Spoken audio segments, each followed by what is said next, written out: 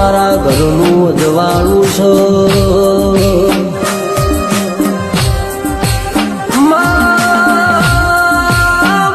જેને મજૂરી ખાતર મલખ મેલ્યો એ જેને ઘરની જવાબદારી ખાતર ભણતર મેલ્યું હોય એ જેનું ખોવાઈ ગયું હોય તારા સિવાય બીજું ફળ ના મળે નહીં.